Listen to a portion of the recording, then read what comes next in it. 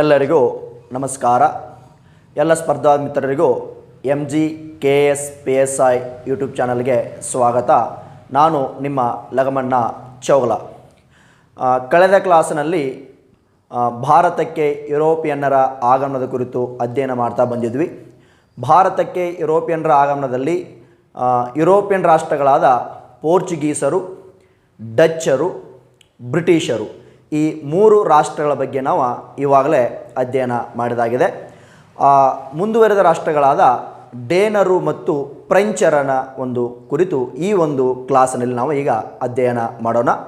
ಭಾರತಕ್ಕೆ ವ್ಯಾಪಾರಕ್ಕಾಗಿ ಬಂದ ಯುರೋಪಿಯನ್ನರ ಇನ್ನೊಂದು ರಾಷ್ಟ್ರ ಯಾವುದು ಅಂತಂದರೆ ಡೇನರು ಎಂಬ ಯುರೋಪಿಯನ್ನರು. ಇದು ಒಂದು ಸಣ್ಣ ರಾಷ್ಟ್ರ, ಅಷ್ಟೊಂದು ಪ್ರಬಲವಾದ ರಾಷ್ಟ್ರ ಅಲ್ಲ, ಪ್ರಬಲವಾದ ವ್ಯಾಪಾರಸ್ಥರು ಅಲ್ಲ. ಒಂದು ಸಣ್ಣ ರಾಷ್ಟ್ರವಾದ ಡೆನ್ಮಾರ್ಕ್ ಎಂಬ ದೇಶ, ಆ ದೇಶದಿಂದ ಬಂದವರನ್ನು ನಾವು ಡೇನರು ಅಂತೇಳಿ ಕರೆದ್ವಿ.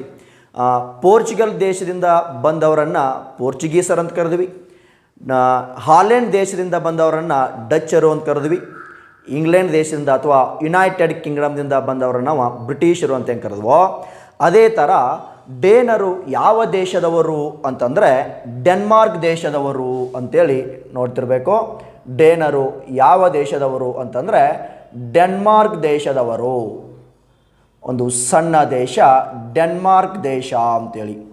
ಈ ಡೆನ್ಮಾರ್ಕ್ ದೇಶದಿಂದ ಭಾರತಕ್ಕೆ ಡೇನರು ವ್ಯಾಪಾರಕ್ಕಾಗಿ ಕ್ರಿಸ್ತ ಶಕ 1616ರಲ್ಲಿ ಭೇಟಿ ಕೊಡ್ತಾರೆ. ಭಾರತಕ್ಕೆ ಪೋರ್ಚುಗೀಸರು ಬಂದಿದ್ದು 1498ರಲ್ಲಿ, ಡಚ್ಚರು ಬಂದಿದ್ದು 1596ರಲ್ಲಿ, ಬ್ರಿಟಿಷರು ಬಂದಿದ್ದು 1599ರಲ್ಲಿ. ಅದೇ ಥರ ಡೇನರು ಭಾರತಕ್ಕೆ ಬಂದಿದ್ದು 1616ರಲ್ಲಿ. ಈ ಒಂದು ಡೆನ್ಮಾರ್ಕ್ ದೇಶದಲ್ಲಿ ಈ ದೇಶದ ರಾಜಧಾನಿ ಒಂದಿತ್ತು, ಕೋಪನ್ ಹೆಗನ್ ಎಂಬ ರಾಜಧಾನಿ. ಡೆನ್ಮಾರ್ಕ್ ದೇಶದ ರಾಜಧಾನಿ ಕೋಪನ್ ಹೆಗನ್. ಡೆನ್ಮಾರ್ಕ್ ದೇಶದ ರಾಜಧಾನಿ ಕೋಪನ್ ಹೆಗನ್. ಹಾಲೆಂಡ್ ದೇಶದ ರಾಜಧಾನಿ ಆಮ್ಸ್ಟರ್ಡ್ಯಾಮ್ ಹೆಂಗಿತ್ತೋ ಅದೇ ಥರ ಈ ಡೆನ್ಮಾರ್ಕ್ ದೇಶದ ರಾಜಧಾನಿ ಯಾವುದು ಅಂತಂದರೆ ಕೋಪನ್ ಹೆಗನ್ ಎಂಬ ರಾಜಧಾನಿ. ಈ ಒಂದು ರಾಜಧಾನಿಯಲ್ಲಿ ಡೇನರು ಭಾರತದೊಂದಿಗೆ ವ್ಯಾಪಾರ ಆರಂಭಿಸಬೇಕನ್ನೋ ಉದ್ದೇಶ ಇಟ್ಕೊಂಡು ಇವರು ಕೂಡ ಒಂದು ಕಂಪನಿಯನ್ನು ಸ್ಥಾಪನೆ ಮಾಡ್ತಾರೆ. ನಾನು ಕಳೆದ ಕ್ಲಾಸಿನಲ್ಲಿ 2 ಕಂಪ್ನಿ ಬಗ್ಗೆ ಹೇಳಿದೆ. ನಾನು ಕ್ರಿಸ್ತ ಶಕ 1600ರಲ್ಲಿ ಬ್ರಿಟಿಷ್ ಈಸ್ಟ್ ಇಂಡಿಯಾ ಕಂಪ್ನಿ ಸ್ಥಾಪನೆಯಾಗಿತ್ತು. ಅದರ ಇನ್ನೊಂದು ಹೆಸರು ಶಾಮ್ ಜಾನ್ ಕಂಪ್ನಿ ಅಂತೇಳಿ ಕರೆತಿದ್ರು.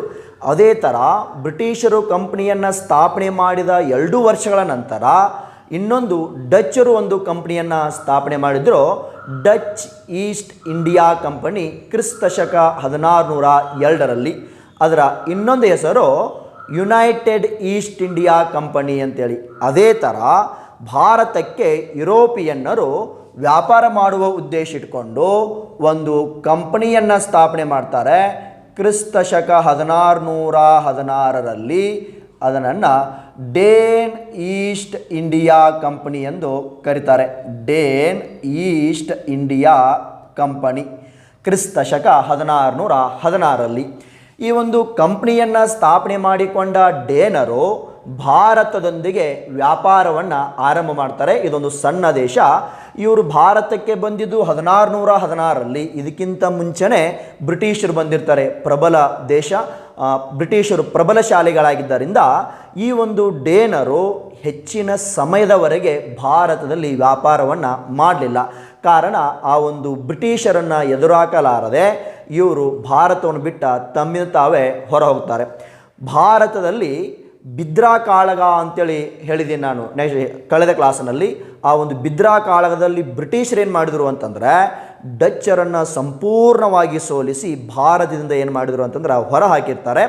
ಆದರೆ ಆ ಒಂದು ಬ್ರಿಟಿಷರು ಎಲ್ಲ ಪ್ರದೇಶಗಳನ್ನು ವಶಪಡಿಸಿಕೊಂಡು 3 ಪ್ರಾಂತ್ಯಗಳಿದ್ದವು. ಒಂದು ಮದ್ರಾಸ್, ಬಾಂಬೆ, ಕಲ್ಕತ್ತಾ, ಈ 3 ಪ್ರಾಂತ್ಯಗಳನ್ನು ಮಾಡಿಕೊಂಡು ತಮ್ಮ ಎಲ್ಲ ಸ್ಥಳಗಳನ್ನು ತಮ್ಮ ವಶದಲ್ಲಿಟ್ಕೊಂಡು ವ್ಯಾಪಾರವನ್ನು ಆರಂಭ ಮಾಡಿದರು. ಅಂಥ ಪ್ರಬಲಶಾಲಿಗಳಾದ ಬ್ರಿಟಿಷರನ್ನು ಎದುರಿಸಲು ಯಾರಿಂದ ಆಗಲಿಲ್ಲ ಅಂತಂದ್ರೆ ಡೇನರಿಂದ ಆಗಲಿಲ್ಲ. ಆದರೆ ಇವರು ಭಾರತದಲ್ಲಿ ಒಂದು ಕಂಪ್ನಿಯನ್ನು ಸ್ಥಾಪನೆ ಮಾಡಿಕೊಂಡು ವ್ಯಾಪಾರವನ್ನು ಆರಂಭ ಮಾಡಿದ್ರು. ಅದೇ ಥರ ಇವರು ಒಂದು ವ್ಯಾಪಾರ ಕೇಂದ್ರವನ್ನು ಸ್ಥಾಪನೆ ಮಾಡಿರ್ತಾರೆ ತಿರುವಾಂಕೂರಿನಲ್ಲಿ. ಈ ಒಂದು ಡೇನರ ವ್ಯಾಪಾರ ಕೇಂದ್ರ ತಿರುವಾಂಕೂರು. ಡೇನರ ವ್ಯಾಪಾರ ಕೇಂದ್ರ ಯಾವುದು ಅಂತಂದರೆ ತಿರುವಾಂಕೂರಿನಲ್ಲಿ ಒಂದು ವ್ಯಾಪಾರ ಕೇಂದ್ರವನ್ನು ಸ್ಥಾಪನೆ ಮಾಡಿಕೊಂಡು ವ್ಯಾಪಾರವನ್ನು ಮಾಡ್ತಿದ್ರು. ಒಂದು ಕಂಪ್ನಿಯನ್ನು ಸ್ಥಾಪನೆ ಮಾಡಿದಾರೆ, ಡೇನ್ ಈಸ್ಟ್ ಇಂಡಿಯಾ ಕಂಪನಿ ಅಂತೇಳಿ ಕಂಪ್ನಿಯನ್ನು ಸ್ಥಾಪನೆ ಮಾಡಿ ಆಳ್ವಿಕೆ ಅಥವಾ ವ್ಯಾಪಾರವನ್ನು ಆರಂಭ ಮಾಡಿದರು. ಆದರೆ ಆ ಒಂದು ಬ್ರಿಟಿಷರ ಒಂದು ಪ್ರಭಾವವನ್ನು ನೋಡಲಾರದೆ ಇವರು ತಮ್ಮಿಂದ ತಾವೇ ಭಾರತವನ್ನು ಬಿಟ್ಟು ಈ ಕಡೆ ಭಾರತದ ಈಶಾನ್ಯ ಭಾಗದ ಚೀನಾ ಕಡೆ ಹೆಚ್ಚು ವ್ಯಾಪಾರದ ಒಲವನ್ನು ತೋರಿಸಿ ಆ ಚೀನಾ ಭೂಭಾಗದ ಕಡೆ ಯಾರು ಹೋದರು ಅಂತಂದ್ರೆ ಡೇನರು. ಇವ್ರನ್ನ ಯಾರು ಯಾವುದೇ ಕದನ ಆಗಿಲ್ಲ, ಯಾವುದೇ ಕಾಳಗಾಗಿಲ್ಲ, ಇವ್ರನ್ನ ಯಾರು ಹೊರಗೆ ಹಾಕಲಿಲ್ಲ. ಇವರು ತಮ್ಮಿಂದ ತಾವೇ ಏನು ಮಾಡಿದರು ಅಂತಂದರೆ ಭಾರತವನ್ನು ಬಿಟ್ಟು ಕ್ರಮೇಣವಾಗಿ ನಿಧಾನವಾಗಿ ಭಾರತವನ್ನು ಬಿಟ್ಟ ಚೀನಾ ದೇಶದ ಕಡೆಗೆ ವ್ಯಾಪಾರಕ್ಕೆ ಹೆಚ್ಚು ಒಲವು ತೋರಿಸಿ ಏನು ಮಾಡಿದರು ಅಂದ್ರೆ ಡೇನರು. ಇದು ಕೂಡ ಭಾರತಕ್ಕೆ ಬಂದ ಒಂದು ಸಣ್ಣ ರಾಷ್ಟ್ರ ಯಾವುದು ಅಂದ್ರೆ ಡೇನರು ಅಂತೇಳಿ ಬಂದಿರ್ತಾರೆ. ಆದರೆ ಭಾರತದಲ್ಲಿ ಏನು ಪ್ರಬಲ ರಾಷ್ಟ್ರ ವ್ಯಾಪಾರಕ್ಕೆ ಬಂದಿತ್ತೋ, ಭಾರತದಲ್ಲಿ ವ್ಯಾಪಾರಕ್ಕೆ ಒಂದು ಪ್ರಬಲ ರಾಷ್ಟ್ರ ಯಾವುದು ಅಂದ್ರೆ ಬ್ರಿಟಿಷರು. ಅವರಷ್ಟೇ ಪ್ರಬಲಶಾಲಿಗಳಾದ ಇನ್ನೊಂದು ಯುರೋಪಿಯನ್ ರಾಷ್ಟ್ರ ಭಾರತಕ್ಕೆ ಭೇಟಿ ಕೊಡ್ತದೆ. ಅವರನ್ನು ನಾವು ಫ್ರೆಂಚರು ಅಂತೇಳಿ ನಾವು ಕರೆದ್ವಿ. ಹಾಗಾದರೆ ಭಾರತಕ್ಕೆ ಬಂದ ಇನ್ನೊಂದು ಯುರೋಪಿಯನ್ ರಾಷ್ಟ್ರ ಯಾವುದು ಅಂತಂದರೆ ಫ್ರೆಂಚರು. ಭಾರತಕ್ಕೆ ಬಂದ ಇನ್ನೊಂದು ಯುರೋಪಿಯನ್ ರಾಷ್ಟ್ರ ಫ್ರೆಂಚರು. ಭಾರತಕ್ಕೆ ವ್ಯಾಪಾರಕ್ಕಾಗಿ ಬಂದ ಇನ್ನೊಂದು ಯುರೋಪಿಯನ್ ರಾಷ್ಟ್ರ ಫ್ರೆಂಚರು. ಈ ಒಂದು ಫ್ರೆಂಚರ ಕಾಲಾವಧಿ 1664ರಿಂದ 1954ರವರೆಗೆ. ಫ್ರೆಂಚರು 1664ರಲ್ಲಿ ಭಾರತಕ್ಕೆ ಬಂದು 1954ರವರೆಗೆ ಭಾರತದಲ್ಲಿ ವ್ಯಾಪಾರವನ್ನು ಮಾಡಿದರು. ಇವರು ಒಂದು ದೊಡ್ಡ ರಾಷ್ಟ್ರ. ಈ ಫ್ರೆಂಚರು ಯಾವ ದೇಶದವರು ಅಂತಂದರೆ ಫ್ರೆಂಚರು ಫ್ರಾನ್ಸ್ ದೇಶದವರು. ಫ್ರೆಂಚರು ಯಾವ ದೇಶದವರು ಅಂತಂದರೆ ಫ್ರಾನ್ಸ್ ದೇಶದವರು. ಫ್ರಾನ್ಸ್ ದೇಶದಲ್ಲಿ ಒಬ್ಬ ರಾಜನ ಆಳ್ವಿಕೆ ಇತ್ತು. 14ನೇ ಲೂಯಿ ಎಂಬ ರಾಜ ಆಳ್ವಿಕೆ ಮಾಡ್ತಿದ್ದ. ಫ್ರಾನ್ಸ್ ದೇಶದಲ್ಲಿ ಆಳ್ವಿಕೆ ಮಾಡುತ್ತಿರುವ ರಾಜ ಯಾರು ಅಂತಂದರೆ 14ನೇ ಲೂಯಿ. ಫ್ರಾನ್ಸ್ ದೇಶದಲ್ಲಿ ಆಳ್ವಿಕೆ ಮಾಡುತ್ತಿರುವ ರಾಜ ಯಾರು ಅಂತಂದರೆ 14ನೇ ಲೂಯಿ ಎಂಬ ರಾಜ ಆಳ್ವಿಕೆ ಮಾಡ್ತಿದ್ದ. ಈತನಿಗೆ ಒಬ್ಬ ಮಂತ್ರಿ ಇರ್ತಾನೆ, ಫೈನಾನ್ಸ್ ಮಿನಿಸ್ಟರ್, ಹಣಕಾಸು ಮಂತ್ರಿ ಇದ್ದ, ಕೋಲ್ಬರ್ಟ್ ಅಂತೇಳಿ. ಈ ಒಂದು 14ನೇ ಲೂಯಿಯ ಹಣಕಾಸು ಮಂತ್ರಿ ಯಾರು ಅಂತಂದರೆ ಕೋಲ್ಬರ್ಟ್. ಈ ಹಣಕಾಸು ಮಂತ್ರಿ ಮತ್ತು ರಾಜನಾಗಿರ್ತಕ್ಕಂಥ 14ನೇ ಲೂಯಿ ಫ್ರಾನ್ಸ್ ದೇಶದಲ್ಲಿ ಆಳ್ವಿಕೆ ಮಾಡ್ತಿದ್ರು. ಆ ಫ್ರಾನ್ಸ್ ದೇಶದಲ್ಲಿರುವ ಎಲ್ಲ ವ್ಯಾಪಾರಸ್ಥರು ಕೂಡ ಭಾರತದೊಂದಿಗೆ ವ್ಯಾಪಾರ ಆರಂಭ ಮಾಡಬೇಕು, ಅಲ್ಲಿರುವ ಮಸಾಲೆ ಪದಾರ್ಥಗಳನ್ನು ತಂದು ನಾವು ಅಪಾರವಾದ ಸಂಪತ್ತನ್ನು ಗಳಿಸಬೇಕು ಅನ್ನೋ ಉದ್ದೇಶ ಇಟ್ಕೊಂಡು ಈ ಒಂದು ಹಣಕಾಸು ಮಂತ್ರಿ ಆಗಿರ್ತಕ್ಕಂಥ ಕೋಲ್ಬರ್ಟ ನೇತೃತ್ವದಲ್ಲಿ ಏನು ಮಾಡಿದ್ರು, ಎಲ್ಲ ವ್ಯಾಪಾರಸ್ಥರು ಸೇರಿ ಏನು ಮಾಡಿದರು ಅಂತಂದರೆ ಕ್ರಿಸ್ತ ಶಕ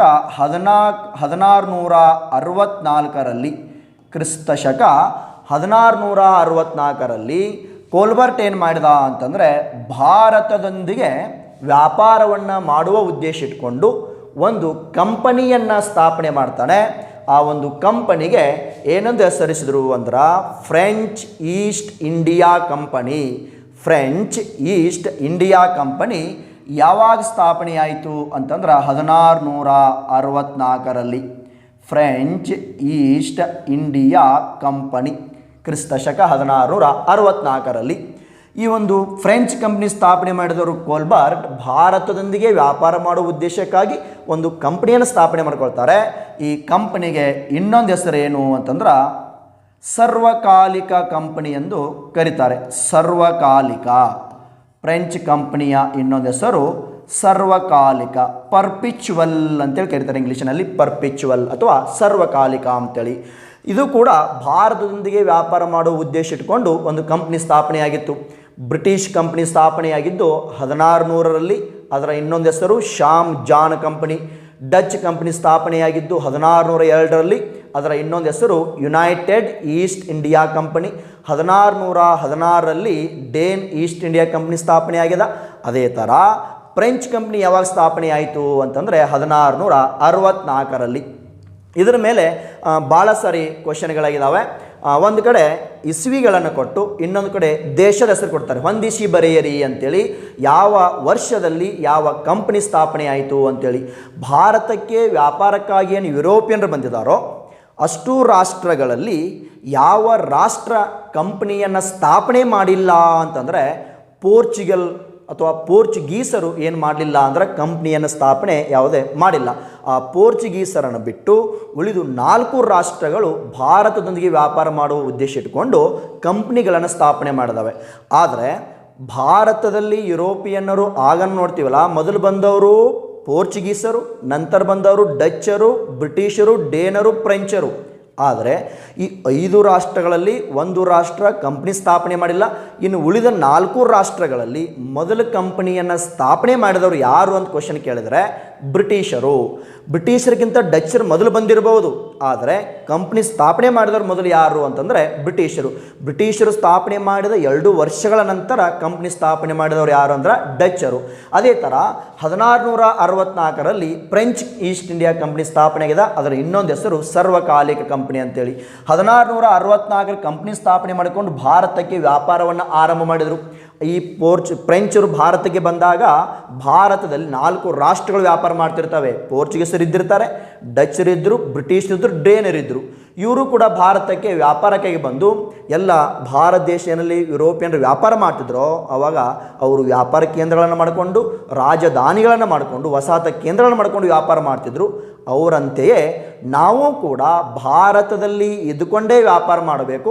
ಅಲ್ಲಿ ಇದ್ದುಕೊಂಡೇ ವ್ಯಾಪಾರ ಮಾಡಬೇಕಾದ್ರೆ ನಮಗೂ ಕೂಡ ಒಂದು ವ್ಯಾಪಾರ ಕೇಂದ್ರ ಸ್ಥಾಪನೆ ಮಾಡಿಕೊಳ್ಬೇಕು, ಒಂದು ರಾಜಧಾನಿಗಳನ್ನು ಮಾಡಿಕೊಂಡು ವ್ಯಾಪಾರ ಮಾಡಬೇಕು ಅನ್ನೋ ಕಲ್ಪನೆ ಯಾರಿಗೆ ಬಂತು ಅಂತಂದ್ರೆ ಫ್ರೆಂಚರಿಗೆ. ಅದಕ್ಕಾಗಿ ಫ್ರೆಂಚ್ ಸರ್ಕಾರ ಏನು ಮಾಡಿತು ಅಂತಂದ್ರೆ ಭಾರತದಲ್ಲಿ ವ್ಯಾಪಾರ ಮಾಡುವ ಉದ್ದೇಶ ಇಟ್ಕೊಂಡು ಒಂದು ವ್ಯಾಪಾರ ಕೇಂದ್ರ ಸ್ಥಾಪನೆ ಮಾಡುವಕ್ಕಾಗಿ ಒಬ್ಬ ಅಧಿಕಾರಿಯನ್ನು ಕಳಿಸ್ಕೊಡ್ತಾರೆ. ಅವರನ್ನು ನಾವು ಗವರ್ನರ್ ಜನರಲ್ಗಳು ಅಂತೇಳಿ ನಾವು ಕರಿತಿರ್ತೀವಿ. ಹಾಗಾದರೆ ಭಾರತಕ್ಕೆ ಬಂದ ಫ್ರೆಂಚರ ಮೊದಲ ಗವರ್ನರ್ ಯಾರು ಅಂತಂದರೆ ಪ್ರೋಮಿಯಂ ಕೇರಂ ಎಂಬ ಒಬ್ಬ ಗವರ್ನರ್ ಭಾರತಕ್ಕೆ ಭೇಟಿ ಕೊಡ್ತಾನೆ. ಪ್ರೋನಿಯಂ ಕೇರಂ. ಅಲ್ಲಿ ಪೋರ್ಚುಗೀಸರು ಹೇಳುವಾಗ ಹೇಳಿದ್ದೆ ನಾನು, ಪೋರ್ಚುಗೀಸರ ಮೊದಲ ಗವರ್ನರ್ ಫ್ರಾನ್ಸಿಸ್ಕೋ ಡಿ ಅಲ್ಮೇಡಾ, 2ನೇ ಗವರ್ನರ್ ಅಲ್ಫಾನ್ಸೋ ಡಿ ಅಲ್ಬುಕರ್ಕ್. ಹಾಗೆ ಬ್ರಿಟಿಷರಲ್ಲಿ ಬಂದವರು ಮೊದಲು ಯಾರು ಅಂತಂದ್ರೆ ವಿಲಿಯಂ ಹಾಕಿನ್ಸನ್, ನಂತರ ಬಂದವನು ಯಾರಂದ್ರೆ ಸರ್ ಥಾಮಸ್ ರೋ ಅಂತೇಳಿ. ಹಾಗೆ ಭಾರತಕ್ಕೆ ಬಂದ ಫ್ರೆಂಚರ ಮೊದಲ ಗವರ್ನರ್ ಯಾರು ಅಂತಂದರೆ ಪ್ರೋನಿಯಂ ಕೇರಂ. ಪ್ರೋನಿಯಂ ಕೇರಂ. ಭಾರತಕ್ಕೆ ಬಂದ ಫ್ರೆಂಚರ ಮೊದಲ ಗವರ್ನರ್ ಪ್ರೋನಿಯಂ ಕೇರಂ ಅಂತೇಳಿ. ಈತನು ಕ್ರಿಸ್ತ ಶಕ 1668ರಲ್ಲಿ ಬರ್ತಾನೆ. 1672ರವರೆಗೂ ಭಾರತದಲ್ಲಿ ಇದ್ದಿರ್ತಾನೆ ಪ್ರೋನಿಯಂ ಕೇರಂ. 8 ವರ್ಷಗಳ ಕಾಲ ಅಂದರೆ 4 ವರ್ಷಗಳ ಕಾಲ ಭಾರತದಲ್ಲಿದ್ದ. ಭಾರತಕ್ಕೆ ಬಂದ ಫ್ರೆಂಚರ ಮೊದಲ ಅಧಿಕಾರಿ, ಮೊದಲ ಗವರ್ನರ್ ಯಾರು ಅಂತಂದ್ರೆ ಪ್ರೋನಿಯಂ ಕೇರಂ. ಈತನ ಉದ್ದೇಶ ಏನಾಗಿತ್ತು ಅಂತಂದರೆ ಭಾರತದಲ್ಲಿ ಒಂದು ವ್ಯಾಪಾರ ಕೇಂದ್ರವನ್ನು ಸ್ಥಾಪನೆ ಮಾಡಿಕೊಳ್ಬೇಕಂತೇಳಿ. ಇವಾಗ ಭಾರತಕ್ಕೆ ಬಂದಾಗ ಭಾರತದಲ್ಲಿ ಮೊಘಲರ ಆಳ್ವಿಕೆ ಇತ್ತು. ಬ್ರಿಟಿಷರು ಕಂಪನಿ ಸ್ಥಾಪನೆಯಾದಾಗ ಇದ್ದ ಮೊಘಲದವರು ಯಾರಿದ್ದರು ಅಂದ್ರೆ ಅಕ್ಬರ್ ಇದ್ದಿರ್ತಾನೆ. ಇವಾಗ ಯಾರಿದ್ದಿರ್ತಾರೆ ಅಂತಂದ್ರೆ ಫ್ರೆಂಚ್ ಕಂಪನಿ ಸ್ಥಾಪನೆಯಾದಾಗ ಇದ್ದ ಮೊಘಲದವರೇ ಔರಂಗಜೇಬ್ ಇದ್ದ.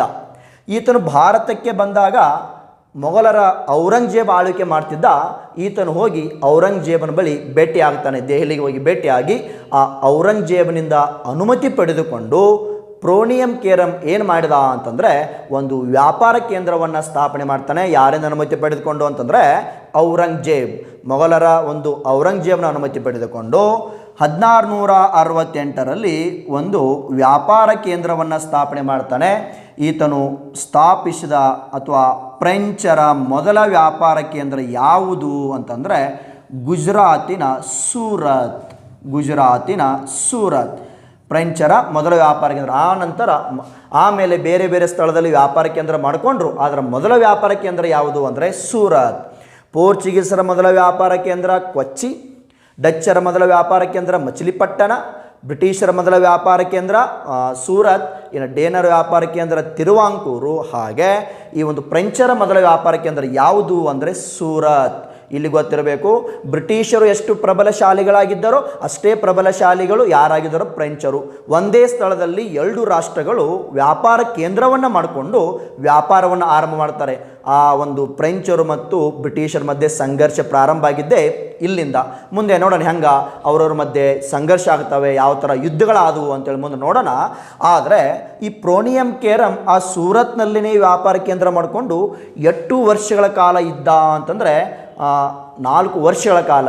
ಯಾರಿಂದ ಅಥವಾ ಈತನು ಸೂರತ್ನಲ್ಲಿ ವ್ಯಾಪಾರ ಕೇಂದ್ರ ಮಾಡಿಕೊಂಡಾಗ ಮೊಘಲ ದೊರೆ ಯಾರಿದ್ರು ಅಂತಂದರೆ ಔರಂಗಜೇಬ್ ಇದ್ದಿರ್ತಾನೆ. ಮೊಘಲ ದೊರೆ ಔರಂಗಜೇಬ್, ಇದು ಗೊತ್ತಿರಬೇಕು. ಔರಂಗಜೇಬ್ನ ಅನುಮತಿ ಪಡೆದುಕೊಂಡು ಈ ಒಂದು ಸೂರತ್ನಲ್ಲಿ ಏನು ಮಾಡಿದ ಅಂತಂದರೆ ಒಂದು ವ್ಯಾಪಾರ ಕೇಂದ್ರವನ್ನು ಸ್ಥಾಪನೆ ಮಾಡ್ಕೊಂಡವ್ರು ಯಾರಂದ್ರೆ ಪ್ರೋನಿಯಂ ಕೇರಂ. ಅದೇ ಸ್ಥಳದಲ್ಲಿ ಬ್ರಿಟಿಷರು ಕೂಡ ಇದ್ದರು. ಆದರೆ ಪ್ರೋನಿಯಂ ಕೇರಂ 4 ವರ್ಷಗಳ ಕಾಲ ತನ್ನ ಪಾಡಿಗೆ ತಾನು ಸೂರತ್ನಲ್ಲಿ ವ್ಯಾಪಾರ ಮಾಡಿ ಬ್ರಿಟಿಷರ ವಿಷಯಕ್ಕೆ ಹೋಗದೆ, ಬ್ರಿಟಿಷರ ತಂಟೆಗೆ ಹೋಗದೆ ತನ್ನ ಪಾಡಿಗೆ ತಾನು ವ್ಯಾಪಾರ ಮಾಡಿ 4 ವರ್ಷಗಳ ಕಾಲ ವ್ಯಾಪಾರ ಮಾಡಿ ತನ್ನ ದೇಶಕ್ಕೆ ಮರಳಿ ಹೋಗ್ತಾನೆ. ಈತನು ಮರಳಿ ಹೋದ ನಂತರ ಫ್ರೆಂಚ್ ಸರ್ಕಾರ ವಿಚಾರ ಮಾಡ್ತದೆ, ನಾವು ಭಾರತದಲ್ಲಿ ಇವಾಗ ಒಂದು ವ್ಯಾಪಾರ ಕೇಂದ್ರ ಸ್ಥಾಪನೆ ಮಾಡ್ಕೊಂಡೀವಿ, ಇನ್ನು ಒಂದು ರಾಜಧಾನಿ ಮಾಡ್ಕೊಳ್ಬೇಕು.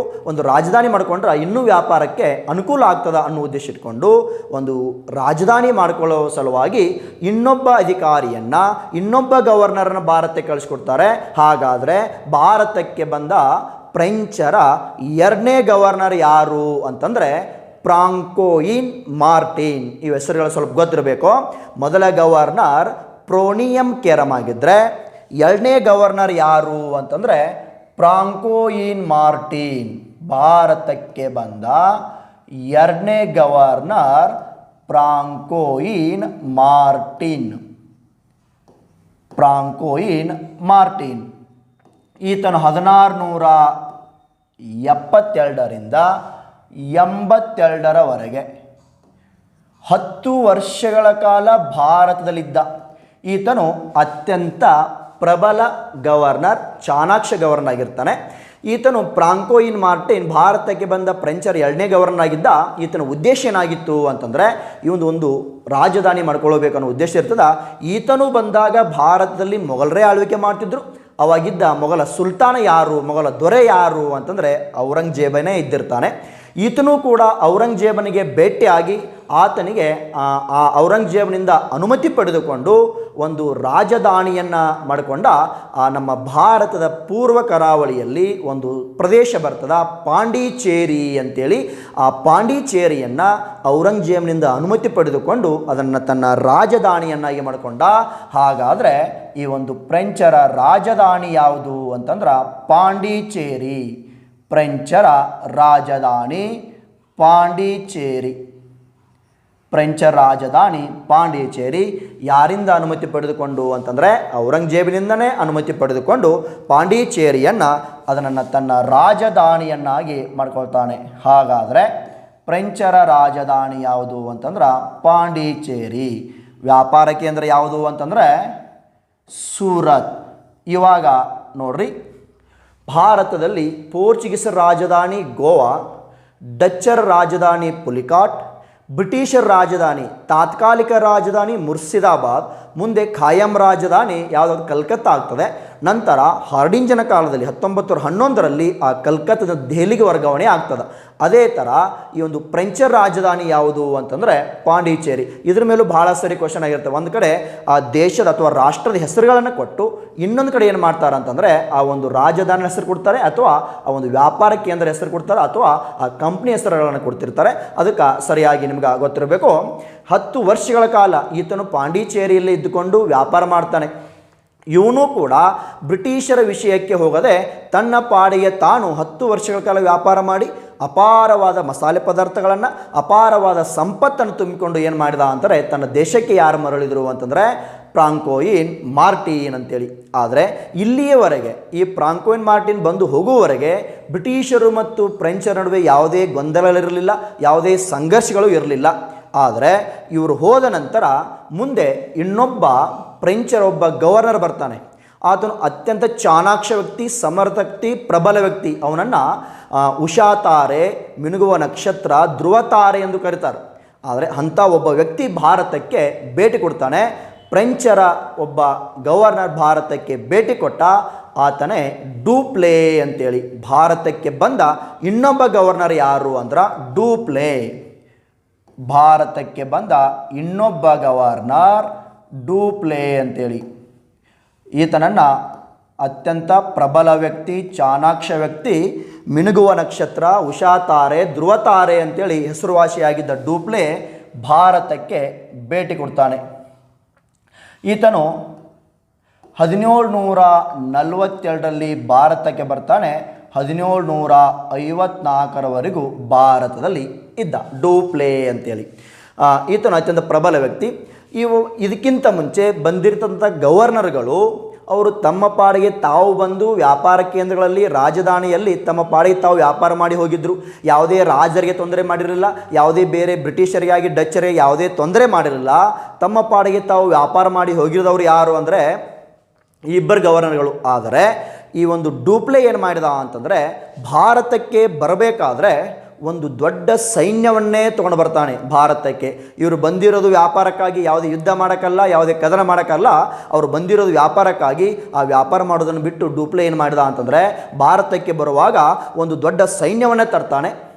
ತಂದು ತನ್ನ ವ್ಯಾಪಾರ ಕೇಂದ್ರ ಸೂರತ್ನಲ್ಲೇ ಆಗಲಿ, ಪಾಂಡಿಚೇರಿಯಲ್ಲಿ ವ್ಯಾಪಾರ ಮಾಡಬೇಕಾಗಿತ್ತು. ಆದರೆ ಈತನು ಏನು ಮಾಡಿದ ಅಂತಂದರೆ ವ್ಯಾಪಾರವನ್ನು ನಿರ್ಲಕ್ಷಿಸಿ ವ್ಯಾಪಾರ ಮಾಡುವುದನ್ನು ಬಿಟ್ಟು ರಾಜಕೀಯಕ್ಕೆ ಇಳಿತಾನೆ. ಅಂತಂದರೆ ಏನು ಒಂದು ದೊಡ್ಡ ಸೈನ್ಯವನ್ನು ತಂದಿದ್ದನೋ ಆ ಸೈನ್ಯವನ್ನು ಏನು ಮಾಡಿದ ಅಂತಂದರೆ ಒಡೆದು ಸಣ್ಣ ಸಣ್ಣ ಗುಂಪುಗಳಾಗಿ ಮಾಡಿದ. ದೊಡ್ಡ ಸೈನ್ಯ ಇತ್ತಲ್ಲ, ಆ ಸೈನ್ಯವನ್ನು ಸಣ್ಣ ಸಣ್ಣ ಗುಂಪುಗಳಾಗಿ ಮಾಡಿ ಏನು ಹೇಳ್ತಾನೆ ಅಂತಂದರೆ ಭಾರತದಲ್ಲಿರುವ ರಾಜರಿಗೆ, ದೇಶೀಯ ರಾಜರುಗಳು, ಈಗ ಹೆಂಗೆ ಮೈಸೂರಿನ ಒಡೆಯರು, ಹೈದರಾಬಾದ್ ನಿಜಾಮರು, ಮರಾಠರು ಹೆಂಗಿದ್ರೋ ಅಂಥ ರಾಜರುಗಳಿಗೆ ಏನು ಹೇಳಿದ ಅಂತಂದರೆ ನೀವು ನಮ್ಮ ಸೈನ್ಯದ ಒಂದು ಗುಂಪನ್ನು ನಿಮ್ಮ ಆಸ್ಥಾನದಲ್ಲಿ ಇಟ್ಕೊಳ್ಳಬೇಕು. ಇದು ಯಾರು ಹೇಳ್ತಿರೋದು ಅಂತಂದರೆ ಡೂಪ್ಲೆ ಹೇಳ್ತಿದ್ದಾನೆ.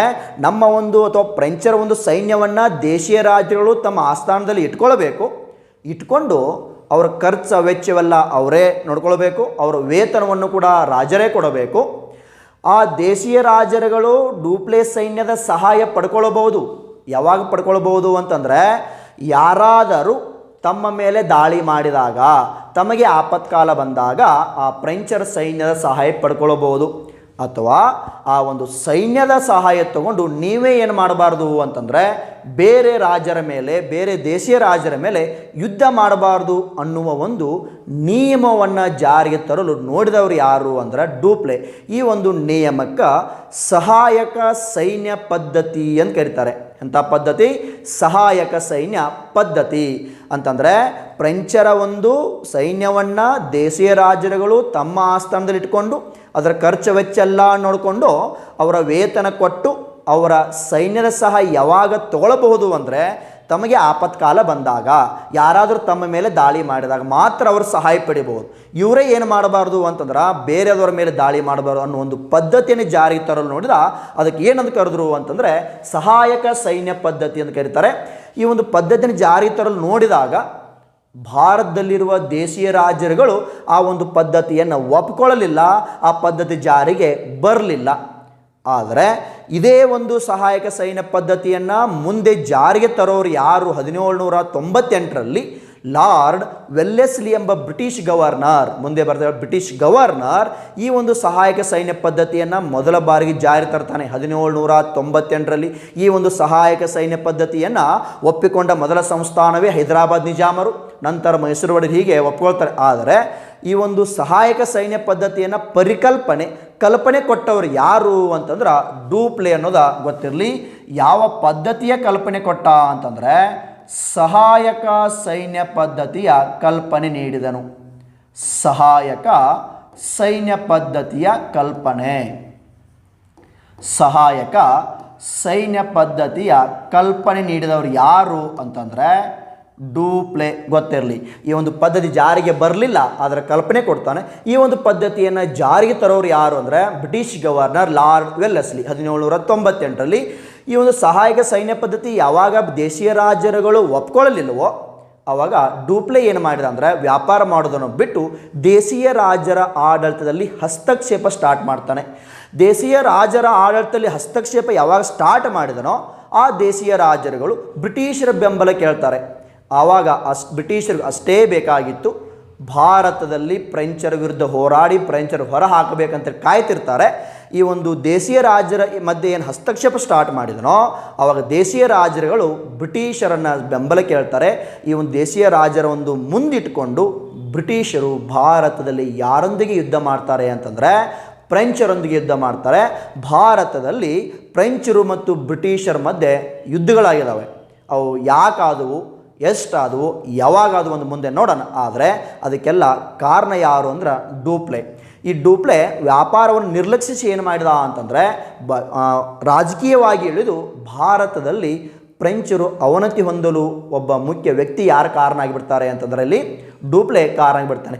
ಅವನ ಪಾಳಿಗೆ ಅವನು ಏನು ಮಾಡಬೇಕಾಗಿತ್ತು ಅಂದರೆ ವ್ಯಾಪಾರ ಮಾಡಬೇಕಾಗಿತ್ತು, ಅಲ್ಲಿರುವ ಒಂದು ಸಂಪತ್ತನ್ನು ಒಯ್ಯಬೇಕಾಗಿತ್ತು. ಆದರೆ ಅವತನು ವ್ಯಾಪಾರವನ್ನು ನಿರ್ಲಕ್ಷಿಸಿ ರಾಜಕೀಯವಾಗಿ ಇಳಿದುಬಿಡ್ತಾನೆ. ಆವಾಗ ಎಲ್ಲ ರಾಜರು ಬ್ರಿಟಿಷರ ಸಹಾಯವನ್ನು ಕೇಳ್ತಾರೆ. ಆ ಒಂದು ಬ್ರಿಟಿಷರು ಏನು ಮಾಡ್ತಾರೆ ಅಂದ್ರೆ ಆ ರಾಜರನ್ನೇ ಮುಂದಿಟ್ಕೊಂಡು ಫ್ರೆಂಚರೊಂದಿಗೆ ಯುದ್ಧಗಳು ಮಾಡ್ತಾರೆ. ಆ ಒಂದಿಷ್ಟು ಯುದ್ಧಗಳು ಭಾರತದ ಪೂರ್ವ ಕರಾವಳಿ ತಮಿಳುನಾಡಿನ ಒಂದು ಕರಾವಳಿ ತೀರವನ್ನು ನಾವು ಕೋರಮಂಡಲ ತೀರ ಅಂತ ಕರಿತೀವೋ ಆ ಕೋರಮಂಡಲ ತೀರದಲ್ಲಿ ಒಂದು ಕಾರ್ನಾಟಿಕ್ ಪ್ರದೇಶ ಅಂತ ಬರ್ತದೆ. ಆ ಕಾರ್ನಾಟಿಕ್ ಪ್ರದೇಶದಲ್ಲಿ ಏನು ಮಾಡ್ತಾರೆ ಅಂತಂದರೆ ಫ್ರೆಂಚರು ಮತ್ತು ಬ್ರಿಟಿಷರ ನಡುವೆ ಒಂದಿಷ್ಟು ಯುದ್ಧಗಳು ನಡೆದಾವೆ. ಅಂಥ ಯುದ್ಧಗಳನ್ನು ನಾವು ಕಾರ್ನಾಟಿಕ್ ಯುದ್ಧಗಳು ಅಂತೇಳಿ ನಾವು ಏನು ಮಾಡ್ತೀವಿ ಅಂತಂದ್ರೆ ಕರಿತೀವಿ. ಆ ಕಾರ್ನಾಟಿಕ್ ಯುದ್ಧಗಳು ಯಾಕಾದವು, ಎಷ್ಟು 3 ಕಾರಣಕ ಯುದ್ಧಗಳಾಗ್ಯಾವೆ.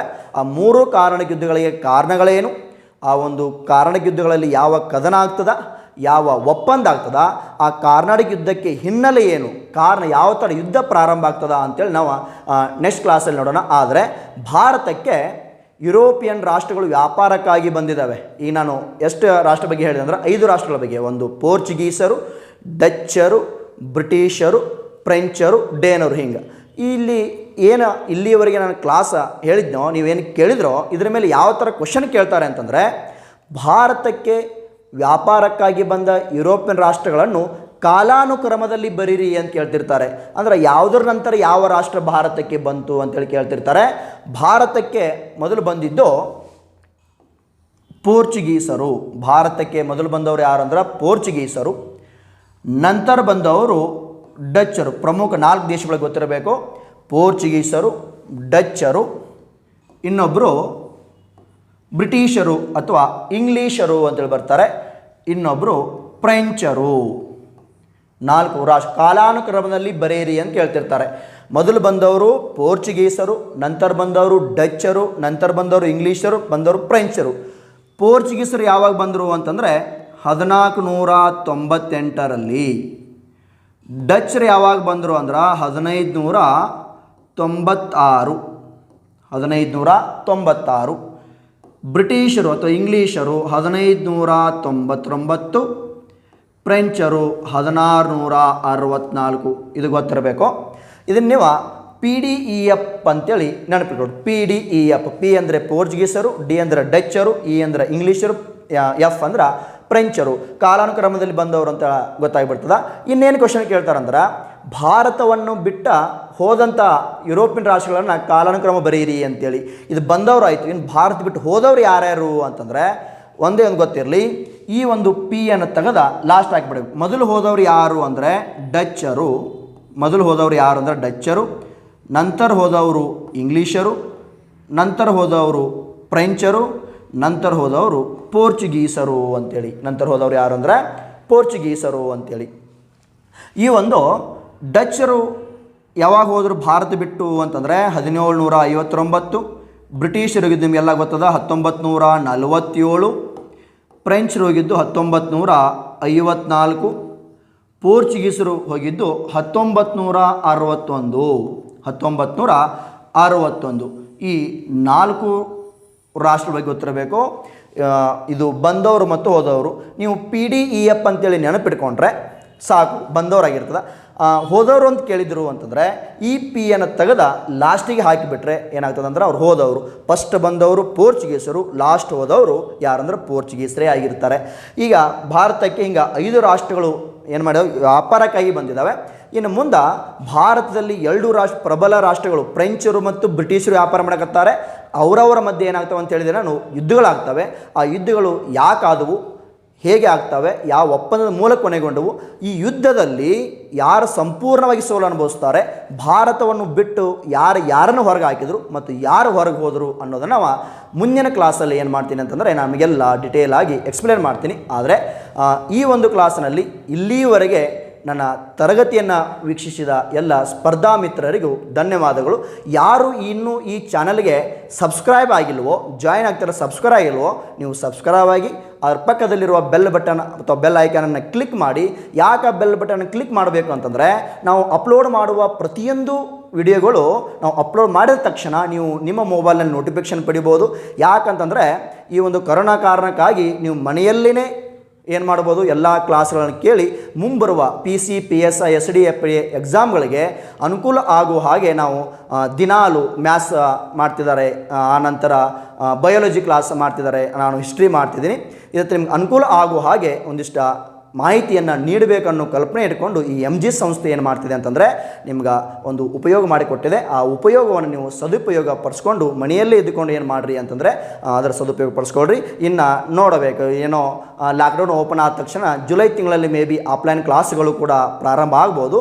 ಆದರೆ ಆವಾಗ ನೋಡೋಣ. ಅಲ್ಲಿಯವರೆಗೆ ನೀವು ಪ್ರತಿದಿನ ನಮ್ಮ ಕ್ಲಾಸ್ಗಳನ್ನು ಕೇಳಿ ಎಕ್ಸಾಮ್ಗಳನ್ನು ಏನು ಮಾಡಿರಿ ಅಂತಂದ್ರೆ ಅಟೆಂಡ್ ಮಾಡಿರಿ ಅಂತ ಹೇಳ್ತಾ ನಾನು ಇವತ್ತಿನ ಒಂದು ಕ್ಲಾಸ್ಗಳನ್ನು ಇಲ್ಲಿಗೆ ಮುಗಿಸ್ತಾ ಇದ್ದೀನಿ. ಧನ್ಯವಾದಗಳು.